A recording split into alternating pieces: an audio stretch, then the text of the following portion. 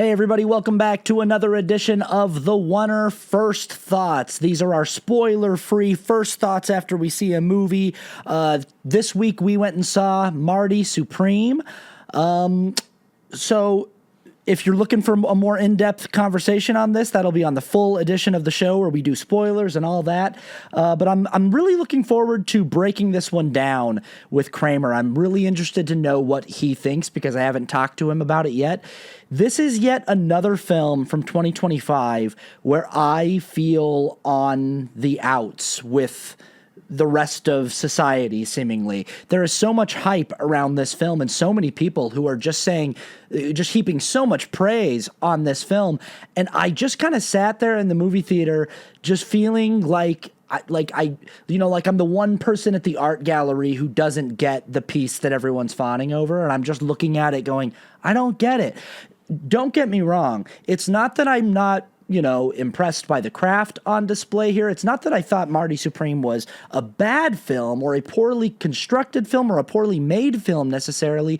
It's just that for whatever reason, I was never able to actually care about it the way I think I was supposed to. The thing I keep hearing from people about this film, their experience with it, is that it is about a character who is deeply flawed, highly ambitious, problematic, narcissistic character, but who's also charming as all get out, and who ultimately you root for despite all of his flaws, and you find yourself rooting for him to get out of his own way and to stop being his own worst enemy and to ultimately succeed in that. That's the magic trick of the movie. So that's what I was looking for. I could definitely see how flawed this character was, and I saw all of the different ways that he was his own worst enemy and all of the different roadblocks that he put, that he kept tripping over. And I like this commentary on ultimately the kind of delusion that a person needs to engage in to have the kind of success that Marty is trying to have in this film, and the kind of knife's edge that this all balances on, that if you can maintain the facade in front of everyone else, the performance of a person who has the utmost confidence and the utmost belief in themselves, then it can be kind of charming and it can kind of dazzle people. But if you push it a little too far and you let them see how desperate you truly are, how insecure you truly are, how afraid you truly are, that's when it starts to become cringe and embarrassing, and that's when people start to see what a fraud you really are. That imposter syndrome starts to come out. And I find all of that really fascinating, but I never felt like the movie ultimately pulled off the magic trick of getting me to root for Marty. By the end of the film, I still was just kind of like, I don't really like this guy. And the movie, we don't spoil movies here on First Thoughts, but there are things that happen that I feel like I'm supposed to go like, right on, way to go, but I just never really got there. And I also felt like a lot of people have talked about this in relation to Uncut Gems and said it's like Uncut Gems, but with, the main character is a little bit more likable and a little bit, you can root for him a little bit easier. And Uncut Gems is a movie I really like, but I never feel like I'm confused when I'm watching the movie about how I'm supposed to feel about Adam Sandler in that film. And I'm aware of where his story winds up is where it feels like it's always leading. The way that movie ends, it's like, yeah, that's the only possible place this guy could wind up. And it is this sort of anxiety roller coaster ride of watching this guy who just can't stop making mistakes and can't get out of his own way. And Marty Supreme does that same thing. But I just I felt like the screenplay felt a little bit more contrived than the one for Uncut Gems. It felt like the obstacles that came up felt a little writer-y, if that makes sense. I could feel the presence of the writer being like, well, we've got to come up with another obstacle for him to run into to pad for time because we don't know what that's ultimately the thing. Is it's like there are themes here in this movie that I find interesting, but a lot of the events of the plot don't feel like they exist to serve those themes. They just feel like they exist to be like, more stuff has to happen in the movie before he can advance toward the goal that he's moving towards. So we'll just sort of come up with more ways that more crazy shenanigans for Marty to get into. And I feel like a lot of people who watched this movie were really invested in all of these different events and all of these different shenanigans. And to me, it just sort of felt like a series of mishaps that were unconnected and not necessarily needed, and didn't serve to enrich the themes that I found the most compelling in any way. This might be a film that I need to rewatch. People are going nuts about this Timothée Chalamet performance. I think Timothée Chalamet is always good, but if for my money right now, if I'm talking top Chalamet performances of his career, I'm giving it to Call Me by Your Name. I'm giving it to Dune Part 2. I'm giving it to A Complete Unknown. I'm even giving it to him in Little Women. I think he's great in Little Women. I'm giving it to him in that over this. I'm not sure what I missed, and this might be one of those movies that I need to revisit and like give it some space and come back to it. And maybe when I see it with fresh eyes, it'll hit me differently. But as it stands right now, my first thoughts are like, huh. Once again, I seem to not be connecting with what the zeitgeist seems to be connecting to. I felt this way about Avatar, kind of felt this way a little bit about Hamnet. Like, I liked Hamnet, liked it a lot. I wanted to love it. I wanted to be blown away by it, and I found it to be a little indulgent and a little bit like longer than it needed to be in parts, and a little bit of a slog in areas. But I really appreciated Jesse Buckley's work. So it's not like these are like poorly made films. It's not like they're bad films by any stretch of the imagination. Don't get me wrong. That's not what I'm saying. I'm just saying the hype that is being thrust upon these films, the praise that is being heaped on these actors and the writing and the directing. I'm just sort of watching it and going, I like the cinematography in Marty Supreme. I like Timothée Chalamet. I think he's always good.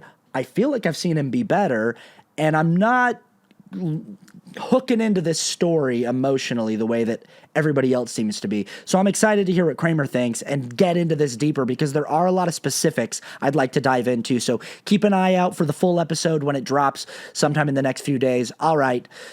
Take it away, Kramer. Thank you, Austin. All right, here are my first thoughts on Marty Supreme. First of all, this movie is way more intense than most people probably realize. It is a great movie. I was entertained the entire time. I was tense the entire time, but I was really engaged in the story the whole time. Timothée Chalamet is awesome. He does a great job. He is an amazing actor, especially in this role, because he's playing a person that is not very likable. Not very likable. He's just not likable, really, and he makes these horrible decisions. He keeps trying to dig himself out of the hole that he's already dug by digging more, and it just doesn't ever work. And but somehow in the end, you still, not even in the end, throughout the whole movie, you really root for him the whole time. And there's just something about the way that he plays him that you kind of understand where he's coming from. And maybe that's the biggest thing, is that you understand that what he wants, and you know why he wants to get it. Now, sometimes he does it not the best ways, but he doesn't really hurt anybody doing it. Or at least not intentionally, and he's trying to get something that we understand. And there is a moment in the end, there's no spoilers, but there is a moment in the end where there's a possibility of redemption. So we kind of good thing that we get that. But Timothée Chalamet is able to play this character in a way that you root for him. And he's not a horrible person. He just makes horrible decisions. So he did an amazing job. It really is. It's not really a comedy, but I was kind of laughing most of the time, just kind of in the situations that he got himself in and figuring out how he's going to get out of it. So it was very entertaining, the entire movie. It's probably a little too long. I think it's 2.5 hours long. I think they could have trimmed it. Some of it, I was like, all right, this is kind of crazy. Like, where's this story going? And the story itself, it kind of repeats itself, but again, it's still super entertaining. And it was a fun movie to watch, and it kept me engaged. I was actually very interested. There are a lot of Jewish themes and Jewish religious themes throughout the movie that I kept picking up on. And at first I kind of thought I was crazy, and I talked to my friend about it, and we both came up with the same things and kind of read a little bit more into it, which I'm very excited to get into that aspect with Austin, to see if he kind of thought that. But nothing is in your face. It's all just kind of everything is kind of a theme throughout the movie, and there's a lot of religious themes, especially with the Jewish faith, that kind of come up. Not anything really with faith in general. It's just kind of some connections that I made. So I'm excited to bring that up with Austin, see what he thought. And like I said, Timothy Chalamet, he did a great job. The thing that I found interesting about this movie, it was directed by Josh Safdie, and his brother. They used to be the Safdie brothers. Now they've kind of gone their own way and made their own obscure sports film. But Josh Safdie made this, and then the other Safdie brother, whose name is eluding me right now, Benny Safdie. Benny Safdie made The Smashing Machine. Now, I was expecting The Smashing Machine to be a little bit more like this was, a little bit more intense, a little bit kind of like, oh, how's he going to get out of this situation? But it wasn't. So you have two different styles. They feel very different. I'd have to say overall, I really think that Marty Supreme is kind of the superior movie in many aspects. Even though I really like The Smashing Machine. But I think it's going to be interesting to see what happens in the Best Actor category for the Academy Awards, because I think Timothy Chalamet will be nominated, and I also think that Dwayne "The Rock" Johnson might be nominated. I think he should be nominated at the very least. That Dwayne "The Rock" Johnson should be nominated for an Academy Award, but I think it's going to be down to those two as to who wins Best Actor. I could be wrong. I haven't seen all the movies. And I know that I forgot his name, but someone else won the Golden Globe for Best Drama Performance. So that could come into it as well. But it's very interesting. These two brothers, Josh and Benny Safdie, make two very similar movies in the sense that they're obscure sports movies. And they get amazing performances from their lead stars. So anyway, that's interesting. I'll be interested to go into that further with Austin as well. But yeah, this movie had some crazy situations.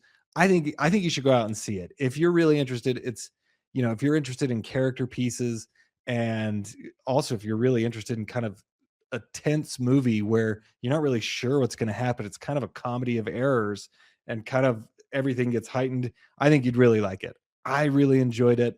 I thought it was really good filmmaking by Josh Safdie.